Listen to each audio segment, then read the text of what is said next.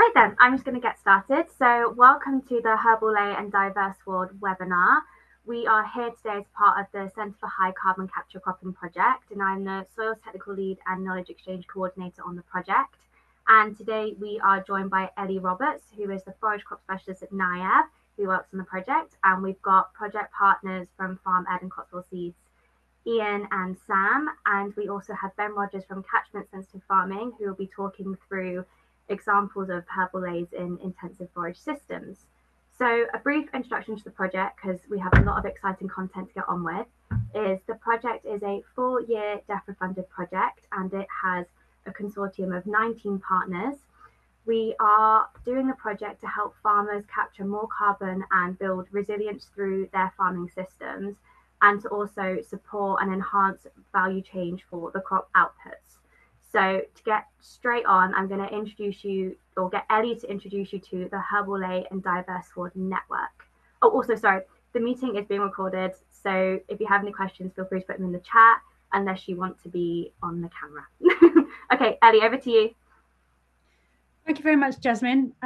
So as part of the Herbal Ley section of the Carbon Project, and we're also looking at more diverse grassland swards as well as the perhaps shorter term Herbal Leys.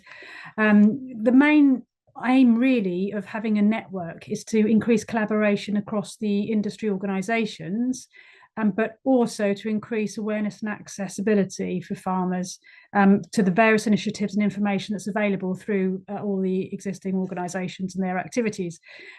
So we've got an online hub, a web page under development, and that's mostly going to be just to bring together the whole kind of wide topic of Herbal Leys, diverse wards, and help to then connect to the activities that are already happening and ways to get more useful technical information. So it's not about reinventing anything, it's about making better use of what's already out there. As well as then the information from this project being fed into that, from the results from the trials that are happening, and the various research that we're doing into the backgrounds and literature around the topic as well. So if you're interested in becoming involved, it's just in its infancy at the moment. We've got a meeting at the middle of 15th of January, I think. And we'd welcome more farmers as well as industry folk to come along to that and help shape what happens with the network. So it's very much a let's discuss and understand all the work that's happening and making that more, make people more aware of that. And also how we can link farmers together. There's mentoring schemes that likes of Pasture for Life, British Grass Society, Soil Association have. There's also in-person courses that Farm Ed Cotswold Seeds do. There are useful information booklets as well. So if you or you know of any farmers who are interested or don't yet have a good breadth of knowledge about Herbal Leys, then do encourage them to get in touch, and we'll help to keep them up to date. Thank you, Ellie. So Ellie, if you could put the details in the chat, that'd be really helpful. And then over to Sam and Ian, if you could share your screen, please. Okay, thank you, Jasmine. Hopefully you can see what we can see. We've got about 30 minutes or so to talk about Herbal Leys, specifically areas about species inclusion, why we may or may not have some things in the mixes. Routing is one thing that Ian will touch on, and then I'll finish with some ideas and techniques on overseeding, so adding Herbal Leys to what's already there. Ian and I are going to do this as a bit of a double act, so we'll sort of chop and change as we go through, hopefully to keep everybody interested. Okay, so I think to start at the beginning, what are Herbal Leys? It's really interesting. We've dealt with them for a long time, and we've called them Herbal Leys from the beginning pretty much, but we also see them called multi-species swards, diverse mixtures, that sort of thing. Whatever the sort of nomenclature around, they're basically a combination of grasses, legumes and forage herbs, normally provided as temporary leys for about 3 to 5 years. Okay, Ian's going to give us a little bit of background as to where this sort of stuff came from. Is that because I'm the oldest? It could be because you're the oldest, maybe just about the greyest, yes. Thank you. So not as great as these guys. So these were three people that influenced me massively when I was training when I was younger. So although they're not in the Cotswolds, they represent what's happened in the last couple of 100 years. And so the guys here are important. I don't know whether women were in those days. I imagine that they were as important, but for some reason they never made it to the literature, which is very disappointing. But there we go. We know we're in a different world these days. But following through on these people, what's important to note is that they were facing the same problems as we are today. So we can learn the lessons of the past. And very briefly, the first book I read was Robert Elliott's book, The Clifton Park Farming System, and many of you will know of it. You may not know the details, but basically Elliott was trying to improve soil on I think the farm was about 1,250 acres on the Scottish borders. And he was really keen to have the temporary ley at the centre of his farming rotation. And of course, the crops that came off would be cereals and so on. But he was struggling with, high input costs of fertilizers, not a lot of money for the cereal crop seed or grain when he sold it. So he was trying to find a self-sufficient system, as was this guy, William Laming, who had read the other guy's book. But Laming was in Nottinghamshire on sandland, and his father thought he was completely mad because William Laming, the son, bought Bottom House Farm, and if you've ever been to Nottinghamshire, this is one of those sandland farms. And when it blows away because there's no organic matter holding it together. So William Laming, the son, had read Elliott's book, written many years beforehand, and thought, well, I can do this too. And one of the best lines, and you'll all get this, was he was in a mining area when the mines used to run, and he described the roots of those herbal leys, or those deep-rooting leys, as tickling the miners' ears. They were that deep-rooting, and on sandland, that's really important. Finally, Frank Newman Turner, who came at it from a different perspective. He was thinking about the health, not just of soil, but also of his animals, and ultimately the food that we get from those animals. And he's down in Somerset, very different soil type, but he described his Herbal Ley as his fertilizer merchant, his feed manufacturer, and his vet all in one. And if you're one of those listening, you'll be somewhat disturbed to hear that, because he was quite self-sufficient. Luckily for us people in the seed trade, he quite liked the idea of putting seeds in, so it wasn't all bad news.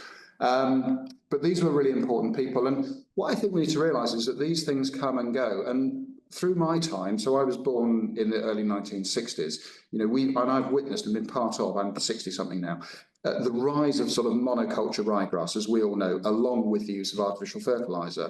And the direct opposite of that increase has been a decrease in the number of forage seed sales. So in other words, these, by the way, UK figures, so not just Cotswold Seeds, but these are UK figures. You can see an enormous quantity, nearly 6,000 tonnes of forage legumes, so that's your clovers and sandfoin and lucerne and things like that.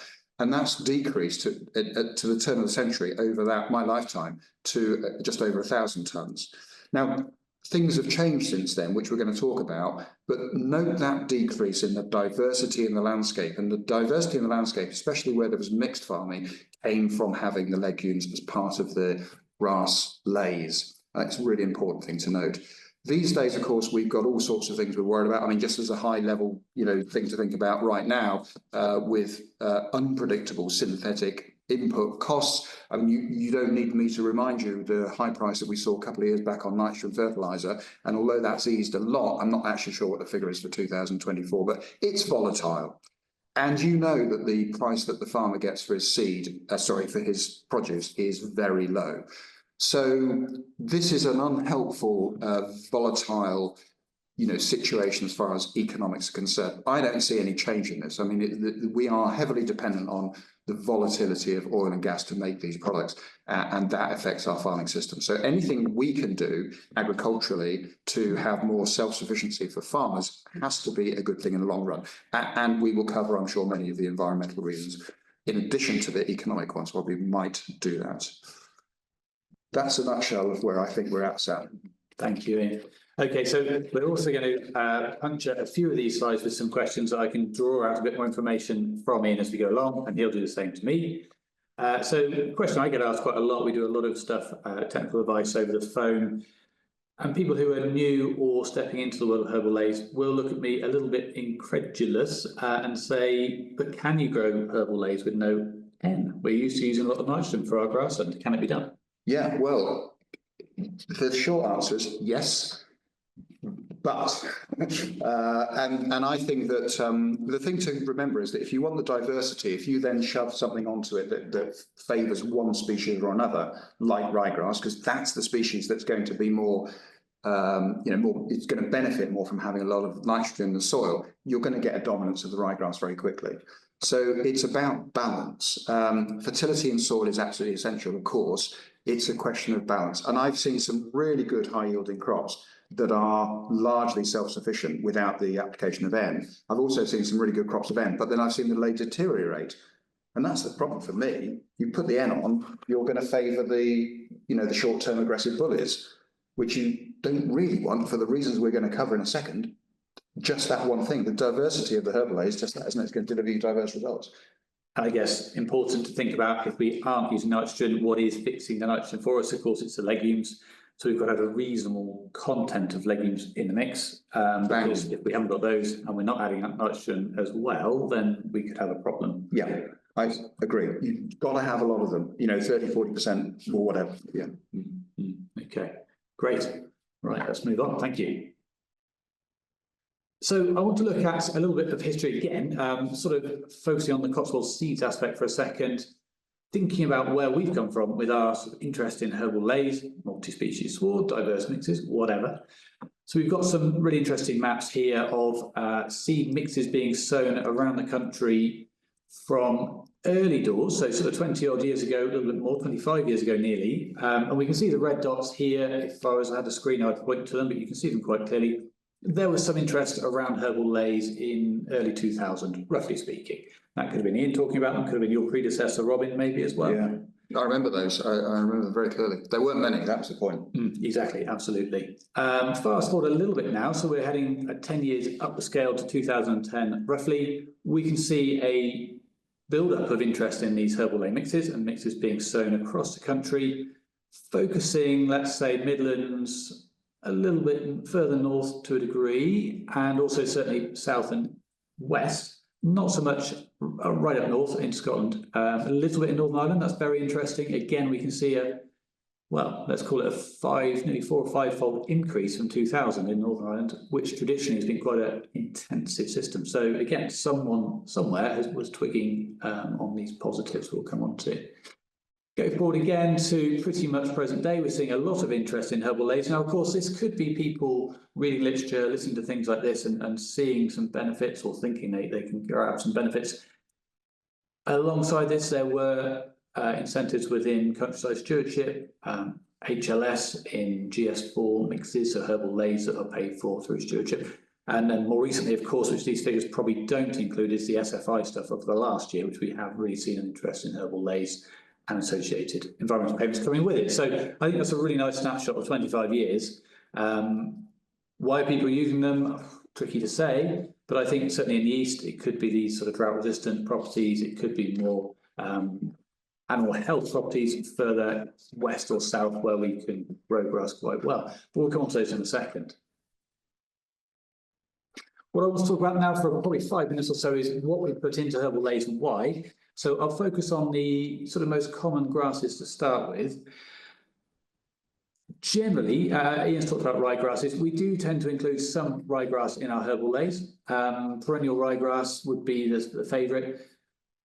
There's pluses to it, as we've already talked about. It grows well with nitrogen. It can be sown early, it can be sown late, and it tends to forgive you. It also tends to recover quite well, quite quickly after grazing.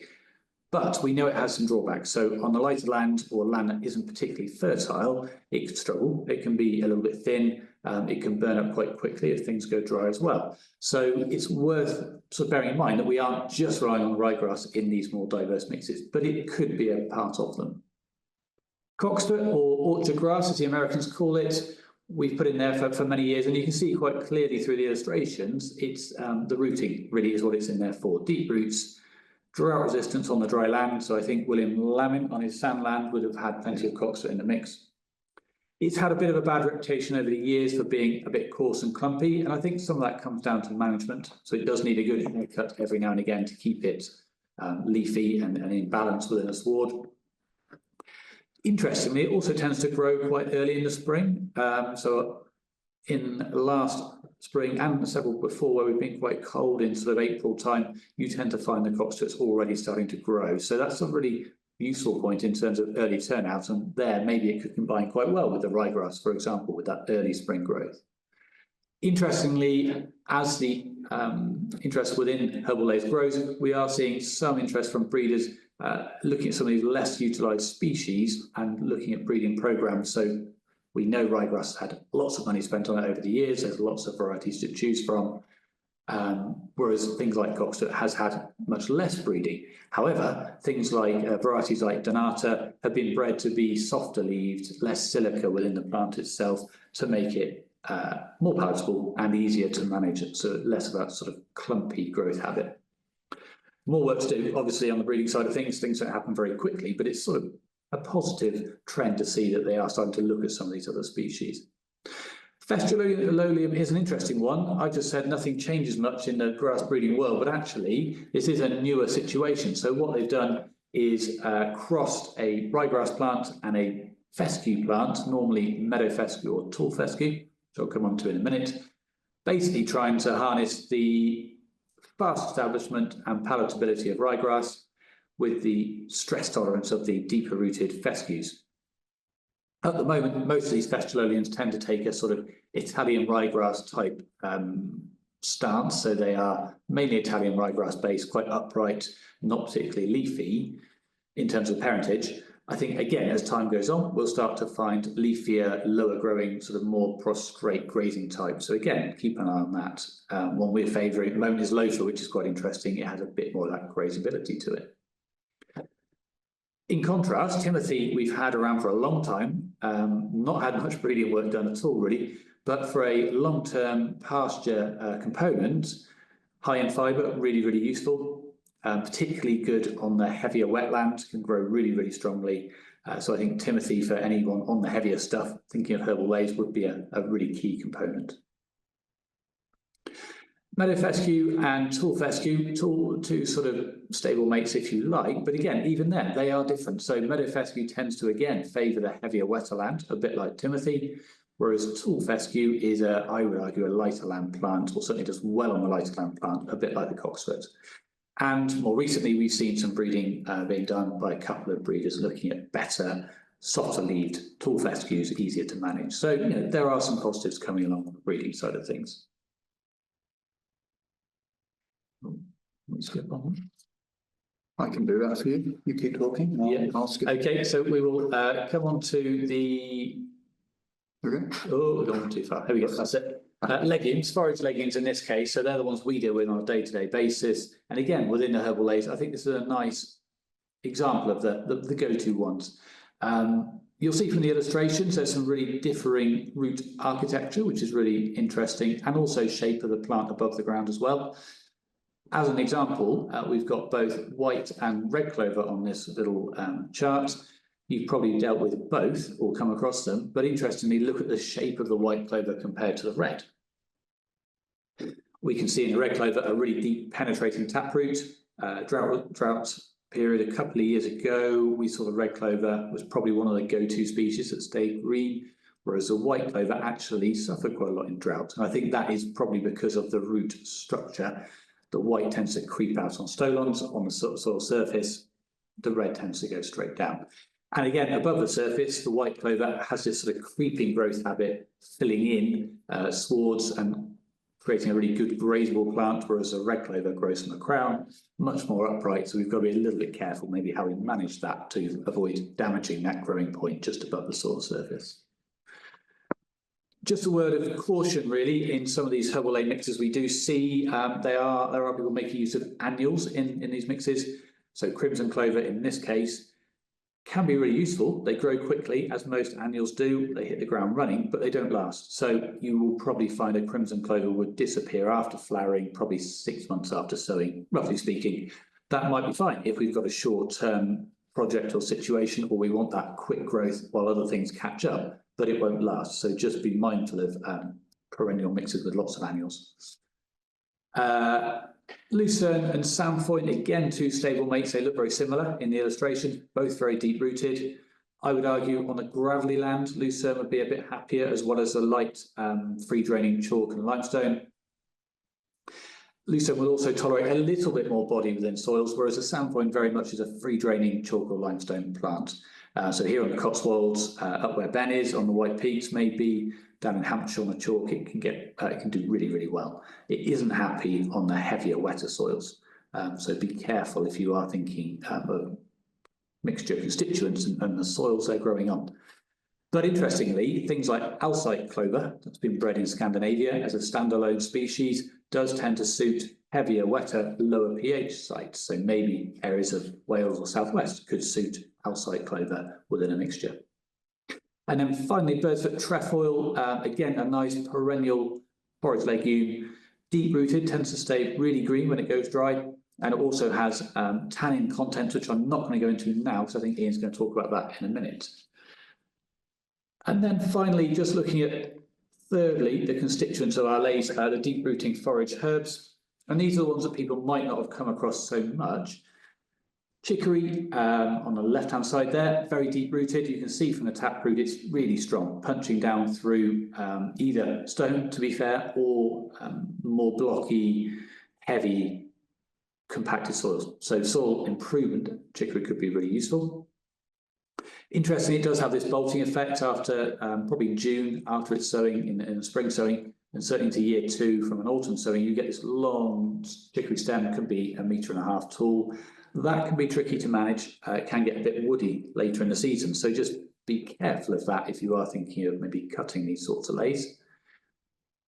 Burnet, forage burnet, which again is a very deep rooter, good for especially light soils, but tends to grow on heavy stuff as well, and also providing minerals and nutrients. Yarrow is an interesting one. We see wild types of yarrow in the hedgerows, but this is an agriculturally bred type again for minerals and deep roots.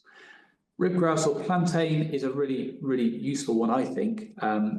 Between that and chicory, they're used a lot in New Zealand. A lot of breeding happens in New Zealand as well. You don't have the sort of management issue of chicory bolting with plantain or ribgrass. So I think if you were sort of stepping into that world, that could be an interesting one to start with. Tends to stay quite low and leafy, again, packed full of minerals and nutrients, but we'll come into a bit more detail in a second. And then finally, sheep's parsley. We both tried it, I think, out in the field. It does taste exactly like parsley, as you would expect, high in iron. But it is a sort of biennial, really, so it doesn't tend to persist for that long. So just be aware of that. It's a sort of 1 to 2 year plant, roughly. Okay. Do I get to ask you a question now? I think you do. Can I ask you about inheritance tax? No. So, if you were new to this area, what would you start with? Because, you know, a lot of people haven't, like you said, haven't got experience in the use of complex mixes. So if they're coming from a ryegrass system, if you're going to try to put your toe in the water, what would you try? Yeah, good question. I think I would start with the easier to establish species in my book. That would be the plantain or the ribgrass, same thing. And or with the other issues we talked about, the chicory, they're probably the 2 easiest to establish and will take a bit of mismanagement if you haven't quite got the grazing management right, which of course is the other side of these herbal leys, how you manage them. The other ones can be a little bit trickier to establish. For example, yarrow is, the seed size of yarrow is like a grain of sand. It's really tiny. So if we get that wrong on establishment, it might struggle to show up. So yeah, I think plantain and chicory for me. Yeah, easy and you know what you're going to get. Yeah, absolutely. Yeah. Okay, it's fair enough. So we've concentrated a lot about on, you know, we've just discussing the roots, but we've been talking quite a lot about the top growth and what you see above the ground. A bit like looking at the surface of the ocean, I think it's sort of what's going on below you can't see that, you know, it interests us a lot, especially these days. So if I may, a little bit about that now. So there's 2 aspects to this really. One is, I think, they are all deep-rooting plants, but of course, depending on what you're looking for, especially when it comes to water. So I was first alerted to these years ago by farmers that were really worried about drought. So if we had a really dry summer and the animals, you know, literally, because these are principally grazing leys, if they ran out of steam, the ryegrass is particularly shallow-rooted and you ran into trouble, then farmers and obviously the livestock were in trouble. So I was coming across quite a lot of farmers on light land particularly who were saying, well, we have been, historically using deeper rooting plants to give us drought resistance. So that was one of the principal reasons that I think people got interested in this area. But these days, and especially with the floods, I mean, we've had dreadful floods in the last 2 weeks, and it's awful to see, soil coming out of gateways or into rivers. As we've pretty much everyone in the country has seen, this autumn again has happened. You think, well, what can we do to get more water into the soil and hold it there so that we don't, so we've got a bigger sponge? I mean, that to me is like, we haven't really spoken about that much over the last few years, but is now being discussed, and that is a really big part of this, because you will get more infiltration if you do any infiltration tests. Test one of these, and then test your, slightly overworked soil, perhaps in the arable section, and see how quickly the water goes in, because it goes into these really quickly. It's seconds, and in the other stuff, it's minutes. It's so different, it's a really interesting test. So, Sam, can I ask you just to comment on which species are better on heavy land and briefly on light land? Yeah, I'm mindful of time, but we will keep going. I think, as you say, we've been probably guilty of it in the past, of pointing to Herbal Leys as the drought-resistant way of going forward. Great, but what if I'm on heavy land? And we've got to be mindful of that. And I think your illustration there shows really nicely how it can improve infiltration. If we are trying to split the two and thinking of mixes to go on heavy or light soils, I would be thinking probably Cotswold, Toole, fescue as grasses on that lighter stuff. Lucerne, samphoin, especially, maybe Bursfoot, trefoil, and then really any of the herbs are happy on the lighter soils. On the heavier stuff, as I pointed out earlier, in terms of grasses, Timothy is a must, I would say. Ryegrass will deal with more moisture-retentive soils, absolutely. Meadow fescue as well as a grass. On the legume side of things, it is a bit trickier because some of those things are less happy on the less free draining soils. I think the all-site clover, the red clover, probably white clover would be fine. Those sorts of three would work quite nicely. Outside of that, it could be a little bit trickier. And again, interestingly, on the herb side of things, we tend to find some of the herbs are less happy. All the grasses tend to dominate a bit more on the heavier soils. Yeah. So the herb element can be a bit trickier to establish. So less choice of species on heavy ground. Yeah. Pick it carefully, but you'll know from your own experiences, or you'll know from asking someone like Sam for that local advice. And moving on to, just briefly, we're going to have to go through this fairly quickly, Sam, I think. Yeah, I think so. So interestingly, when I started to look at could some of these deep-rooted species, certainly the herbs especially, provide a more balanced diet for the animal, grazing animal? And is it the deep roots that are bringing things up from within the soil, or is it actually within the plant leaves themselves? I found very little information, very little. There was a book written in the 80s that started to draw out some of that from a farmer in Wiltshire. And then happily, more recently, some work done at Rothamsted in 2021, I think it was, where they actually grew each individual species in a pot on their own in isolation and tested them to see what minerals or nutrients they might be particularly rich in. If you sort of cross-reference the two, there's a couple of standout performers. Plantain and chicory are particularly high in most things. Interestingly, in the older work in the 80s, they didn't even talk about selenium, which they found that plantain and chicory had twice the amount that ryegrasses did. But not all things are equal. So for manganese, there is more information to go at, but I think we're short on time. For manganese, grasses were particularly rich, so it isn't completely straightforward. And again, now this wasn't our work, it's done by Emily Coolidge up in Bangor, but they're starting to see a similar trend there. You see copper and iodine generally higher, as well as selenium actually, in the Herbal Ley compared to a more simple mix. So more work to do here, I think, but it's pretty interesting. Yeah, it's clear that there is a link between more diversity of species, particularly with the herbs, and animal nutrition and health. Clearly, okay. This links very nicely on to talking about tannins. If you're interested in the chemistry of why some plants have these amazing effects on animals and others don't, you need look no further than considering tannins, which are complex chemical structures that have amazing effects. Plants are different. They contain different amounts of these tannins, and depending on how they're structured, and that's even the different varieties of the same species, by the way.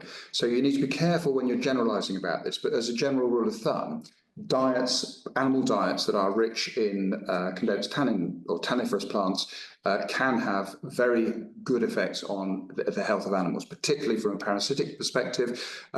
There's a lot more work that you can access on the Legume Plus website, which is available on the bottom of the screen, and this is recorded, don't forget, so you can go on and find more. But there's very good evidence showing good levels of acceptable control by using sandfoin, bird's-foot trefoil, particularly in animal diets. So, and I'll come to it in a second, but on our farm, at Farm Ed, we don't worm animals, and we have low worm burden, still some worms. So, you know, some resistance is fine, built up naturally in animals, of course, but we are spending a lot of money, and the resistance to these artificial anthelmintics is coming. So we know we have to find alternative solutions. And in our book, from a plant point of view, this is one of those things. So look into it.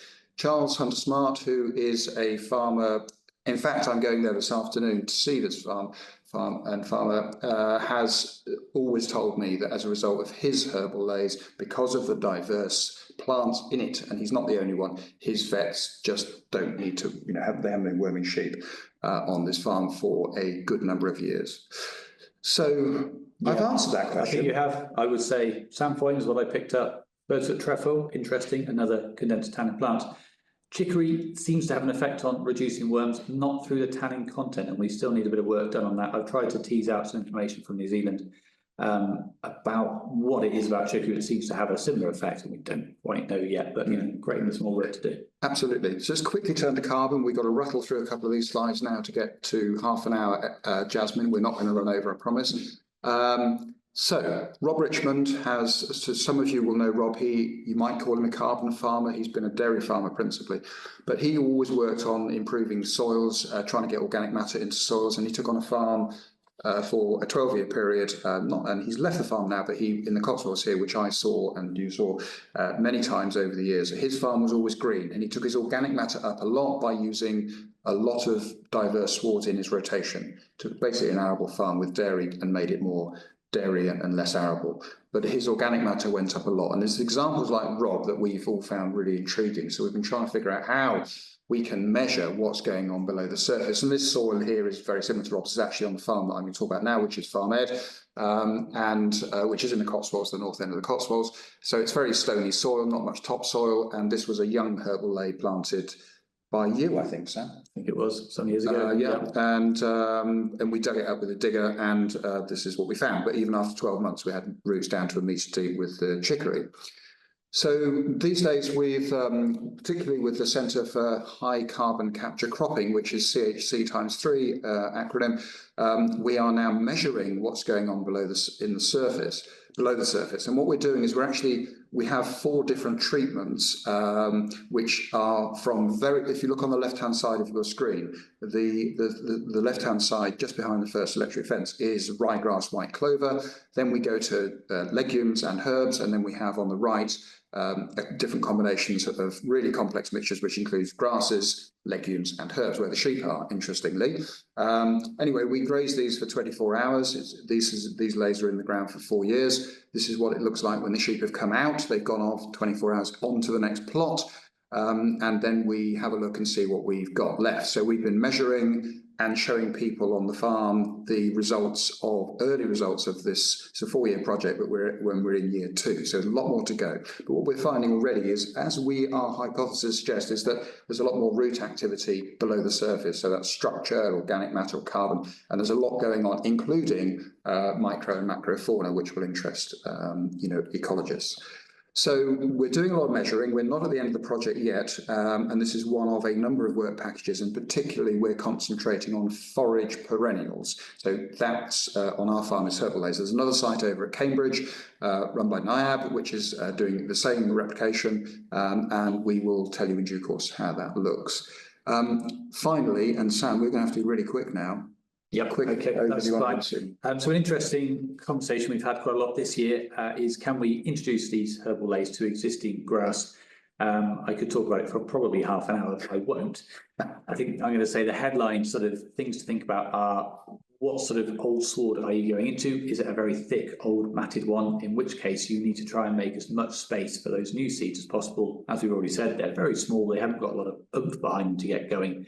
So you need to either be cutting or grazing really hard, probably harrowing before you sow, again, to create more space and allow them time to get up and away. Similarly, if you had a ryegrass sward, is that too competitive? Which it may be some of these sort of dairy swards, for example.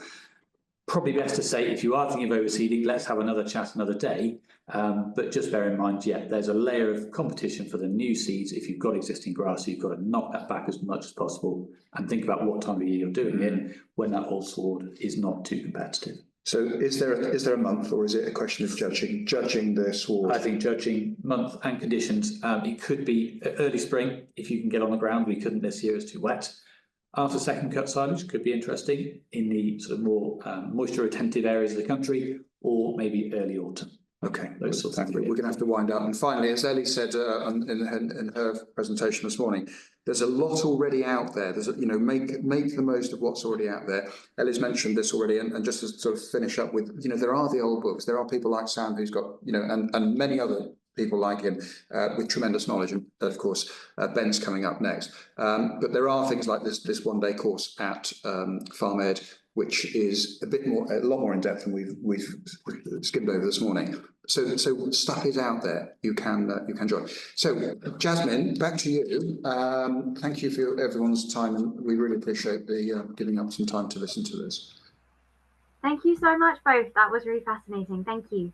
Now we're going to move on to Ben. If you can share your screen for me, please, and we're going to hear about how these Herbal Leys are used in intensive forage systems. Okay, so hopefully, can you see my presentation on the screen? Yeah, I can see your screen. Excellent. So if I can work out how to move it on, which I think I just click on the screen, hopefully. Yeah, so hello everyone, my name is Ben Rodgers and I'm a Catchment Sensitive Farming Advisor working within the limestone area of the Derbyshire Peak District. So for those who don't know it, that's an area called the White Peak. And for the last 5 years, I've been working very closely with a group of about 20 of our more intensive grassland farmers, predominantly dairy, but also beef and some sheep as well.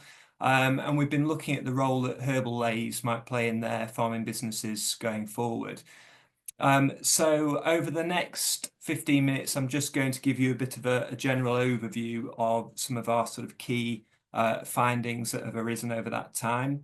I should also point out that we sort of informally refer to this bit of work as our White Peak trials, but it's not a sort of scientific trial in the traditional sense that Ian was talking about earlier. This is very much about farmer engagement. So us supporting farmers to have a go at something new, seeing what the problems and barriers are, trying to find solutions to those, and then sharing those solutions with others.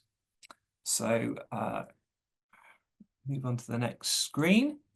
So a bit of background to why we started doing this work. Can you all see that, by the way? Should be a map. Excellent. So the map there shows you our Derbyshire Wye Valley, because there are several scattered throughout the country. And this is essentially a series of steep-sided limestone dales containing species-rich grassland, but also a triple SI river along the base. So very important site environmentally. And then all the land you can see there in white surrounding the dales tends to be the land higher up above the dales, up to 1,000 feet in altitude in places, and we call that the White Peak Plateau. So the plateau is dominated by some very good productive farmland, nice silty loam soils. They overlie free draining limestone. So although we get upwards of 1,000 millimeters of annual rainfall, as soon as the rain stops, it's very quick to burn up, as you can imagine. And the plateau land is dominated in the main by perennial ryegrass, managed very intensively.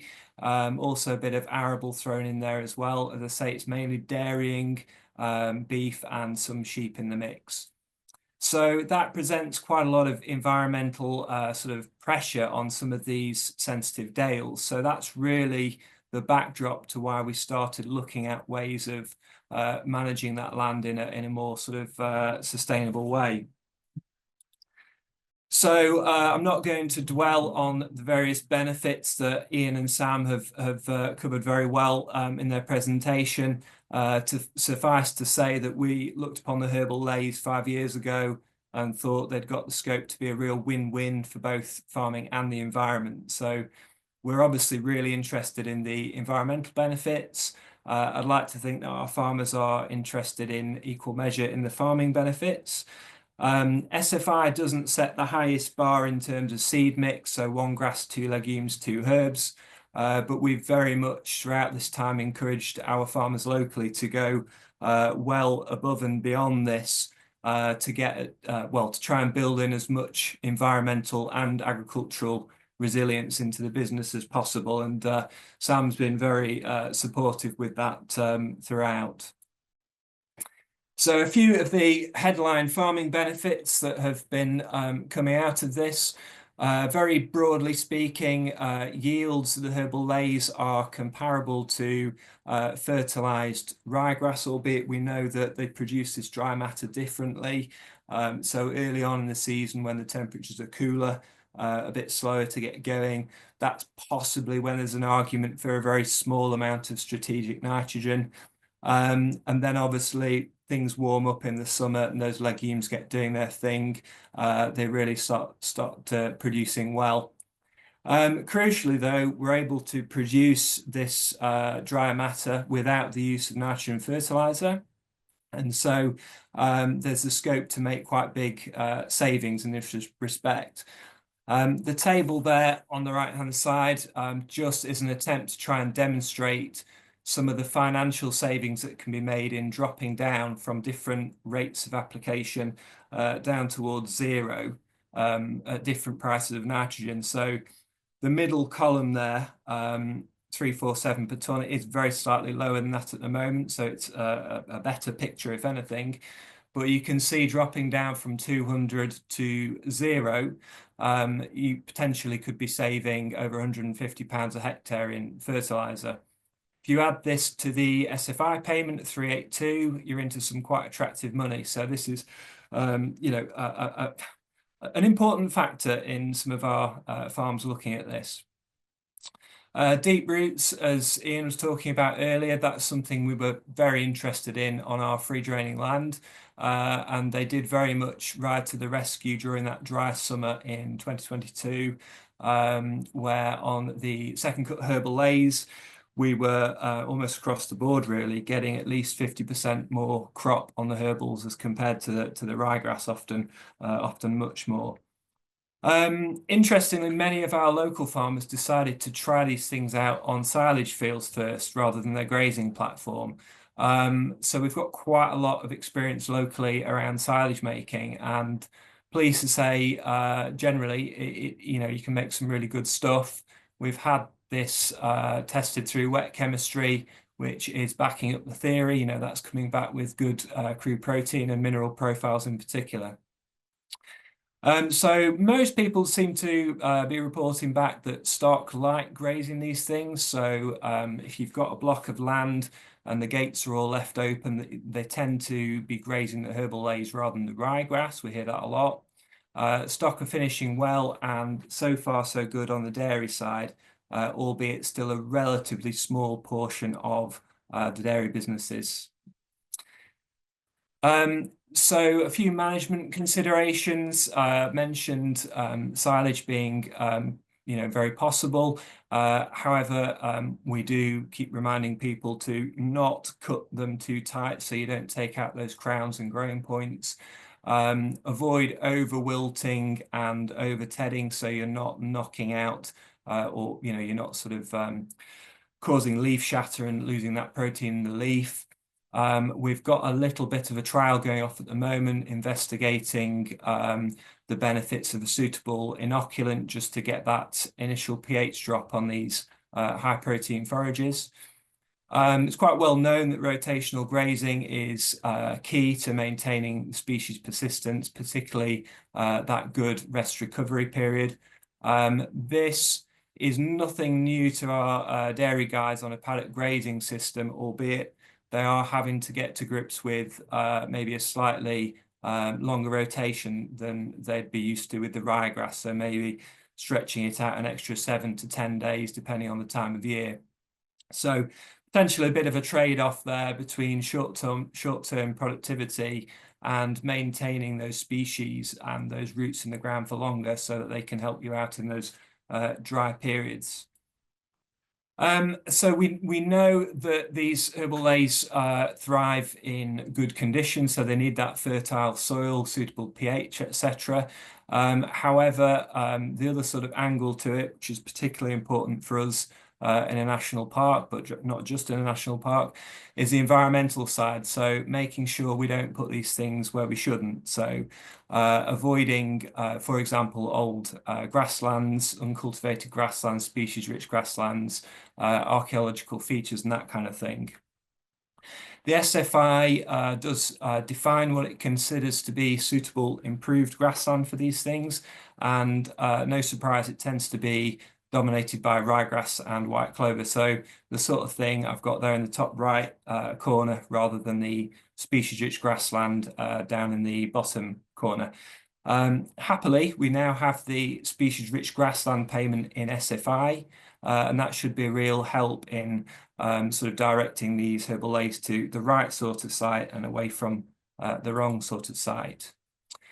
So just a few thoughts on establishment. Early on, 5 years ago, we followed a bit of a belt and braces approach to this. So full ploughed seed bed, worked down nice, fine, firm, sow shallow, roll well. Had great establishment, but very shortly afterwards, equally great establishment of all the docks. Combined with this, if you've got that nice soil profile, you don't necessarily want to be turning that on its head every 5 minutes. And also you don't want to be releasing all that carbon into the atmosphere. So although we've got good levels of soil organic matter in our intensive grasslands, so 10% and sometimes above, we're not necessarily looking to build our soil organic matter in the same way that arable guys would, but we certainly don't want to be losing it. And so for all these reasons, we very rapidly focused on min-till and direct drilling approaches to everything that we're doing with these farmers in this area. I have to say, in terms of overseeding, we've tried various different things on different farms. For us locally, and it may be as Sam was saying earlier, we've got very fertile soils, we've got strong ryegrass swards. We haven't had great success without the use of glyphosate just to take out that competition from the previous sward, but we shall keep trying on that one. So we do have quite a lot of people who are successfully direct drilling in these herbal leys after burning off the previous sward with the glyphosate. However, it does take, you do need to know what you're doing, and you do need a suitable site. The younger swards, I feel, is where we've had the most success. When you get into these slightly longer term leys, potentially with a bit more thatch in the base, a bit more root mass, possibly grassland pests knocking around as well, this can go spectacularly wrong. So we have had fair share of failures. And for those sorts of reasons, a lot of people now locally are hedging their bets, dropping in a break crop, again doing as much of that as possible through min-till or direct drilling. So it may be dropping in direct drilling in a brassica, followed by a direct drilled whole crop, which if you undersow that is a lovely way of leading into that herbal ley. Alternatively, just direct drilling the herbal ley into the stubble after a year or two of cereals that you've used just to sort of clean up any weeds. Quick one just about temperature. Obviously, you want the temperature and the moisture. However, for us, from what I've seen in our area, if at the barrel of a gun I was forced to choose, it would be the temperature. The photo on the left we put a few plots in the middle of June into this field, and then the rest of the field was direct drilled mid-August, and then these photos were taken early September.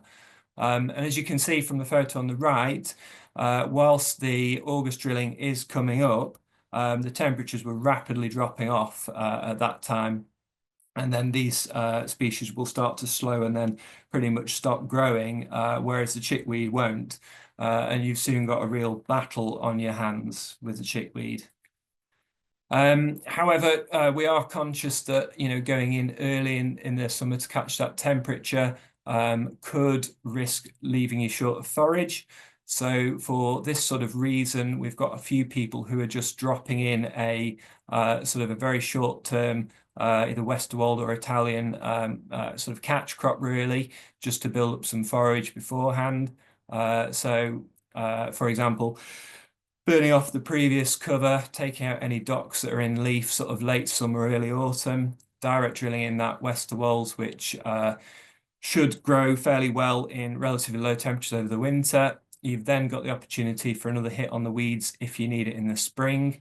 But crucially, you might get sort of up to 2-3 cuts of silage off there before you terminate that and direct drilling the Herbal Ley into what should be quite a nice clean tilth at that time. And that's really just providing a bit of a sort of forage buffer to the following Herbal Ley coming in. So it's just these kind of strategies to phase these things in a sustainable way that we're looking at. So where's all this going for us? Locally, we've got a really nice example. This is a farm we take people to sometimes on farm walks. They used to be dairy until about 12 years ago, and then they went into beef. They were looking to cut costs, particularly fertilizer.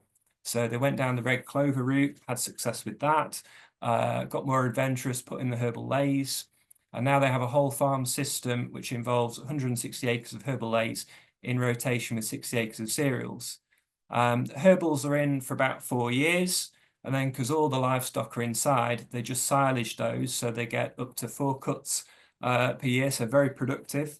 They'll then break into a year or 2 of cereal, which they can use to just clean up any weeds. That allows them to also grow a really nice starch whole crop or combine and crimp the grain. They do as much of this as they can through min-till and direct drilling. And it's just a nice example of a sort of classic mixed rotational system, which is where, for us, we see the Herbal Leys working the best in our area. Very quick slide now, just to demonstrate how some of our farmers are looking at using SFI options to support this kind of approach. So if you considered a 100-hectare farm, land split into 3 blocks, A, B, and C, Block A going into 2 years of the very well paid spring sown whole crop cereal, B and C into 4 years of Herbal Ley, and then you just rotate that cereal around with the Herbal Ley, and that averages out over £450 a hectare.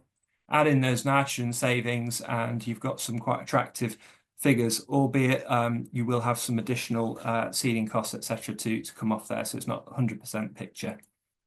Final slide here. I apologise, it does look quite busy. It's really just an attempt to show how you can sort of look at those, what I consider to be tools within SFI to transition, you know, if you want to go down this route, to sort of transition the farm across into this kind of system in a sort of well-considered and sustainable way that isn't going to get you into mischief with things like shortage of forage or weeds, that kind of thing. So down the left-hand side, just splitting the land into 6 blocks there. And then along the top, we've got a series of 3-year SFI agreements. And you can see if you go down to blocks E and F at the bottom, they may be perhaps your cleanest land, ex-arable. You could just direct drill in Herbal Ley straight into those. A and B, maybe a few weeds, bit of compaction to sort. So a combination of either the spring cereal or the 2-year Italian ryegrass winter bird food option. And then in the middle there, blocks C and D, some grassland maybe has a bit of clover in. For now, you don't want to do too much at once, so just keep that in the legume only option. And then you can see from year 3 onwards there, you're just stepping in that rotation across all blocks. So I don't want to give the impression I'm suggesting that everyone rush out and do exactly this. It's just an example of how you can use SFI, and I consider it to be a very good scheme to sort of cushion and support the transition over towards a more sustainable system. That is pretty much it, Jasmine. So thank you very much for listening. If anyone wants to join us on any of our CSF farm walks, please scan the QR code. It'll take you to our page, and we should be doing some more Herbal Ley walks, hopefully in the spring. So yeah, thank you very much. Thank you, Ben. So if anybody has any questions, please put them in the chat. I've had one come through, and it's asking, is there a negative impact of applying nitrogen fertilizer to Herbal Ley mixtures where you've got a lot of lagoons? Will that affect the nitrogen fixing? So to all of you.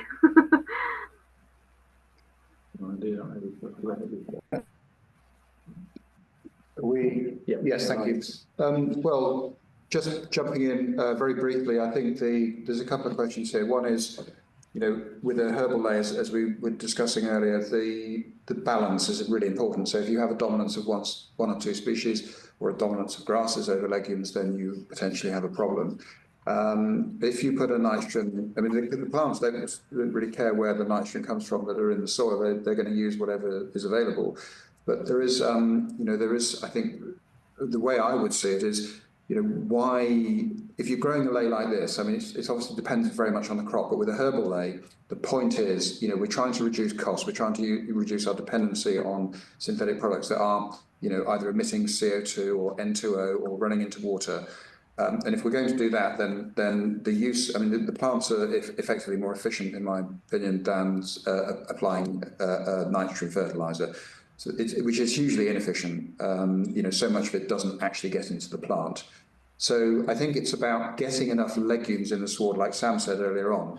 It's getting the high enough proportion, which you won't get if you're applying a lot of nitrogen fertilizer. But look, every soil is different, every system is different, and you know, it's not just the fertilizer. It's also, you know, putting manure on, or is there AD digestate, or you know, what other fertility have you got coming to the system? But with these leys, there's a good opportunity on the farms to reduce the amount of artificial nitrogen fertilizer. Thank you. And another thing was, Ben, in your presentation, you mentioned about having the permanent pasture, but why shouldn't people be going on permanent pasture necessarily? Sorry, in the sense of a sort of from the perspective of sort of losing things that are already of value. Yeah, so obviously we've got a lot of sort of valuable old species-rich grasslands out there, or other sort of not necessarily species-rich but uncultivated grasslands that potentially have other value to them. And that also includes archaeology. And so it's really just sort of being mindful that whilst you know, we clearly think that the Herbal Leys you know, are really great things, it is very much, you know, the right thing in the right place. And you know, you can risk losing other things that are of value if you're not careful. And at the same time, that Herbal Ley, if it's directed to the wrong site, not only do you lose what's already there, potentially that land isn't of the right fertility, etc., to get the best out of the Herbal Ley either. So you don't really win on either front. But as I say, fortunately, you know, if it is if you talk about some land that has other valuable characteristics, there are other really good payments now under the SFI and the CS higher tier scheme as well, which I believe is due to reopen at some point in the not too distant future. So I don't know if that answers your question, but hopefully it does. Yeah, thank you. And we've had another question for you, and it's asking, do you apply the animal manure from the stock to the forage sites, even though the animals are housed inside most of the time? Is that for me, sorry? Yes, that is you. Yeah, so the example that I was talking about, yeah, it is important to mention this, actually, full disclosure. So we have a lot of slurry, as you'd imagine, and manure generally. And all of these, it's at the end of the day, it's got to go somewhere, regardless of, even if the Herbal Leys did or didn't need it, it does have to go somewhere. But fortunately, it is of benefit to the Herbal Leys. And so all of the Herbal Leys that we've got in do receive slurry and FYM, including that house system that I mentioned. Yeah. Thank you. Jasmine, can I just add a bit on the previous question about the permanent pasture? Absolutely, go for it. Thank you. One thing to bear in mind is with permanent pasture, or certainly long-term grassland that's been down for more than 15 years, not been cultivated in that time, and crucially also not been fertilized, and there needs to be records if it has been fertilized, you are limited then and may need a screening decision for as part of the area impact environmental area impact regulations with well, Natural England in the first instance is a good place to go.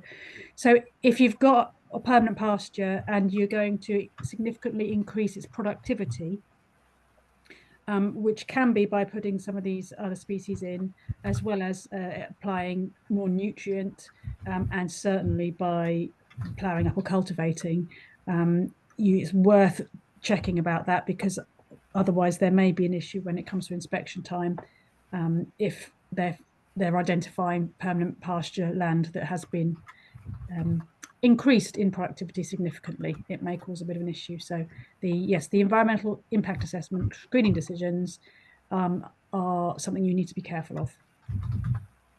I just back up that, yeah, we have had fortunately nothing that we've been involved with, but we're aware of people who have fallen foul of that. So yeah.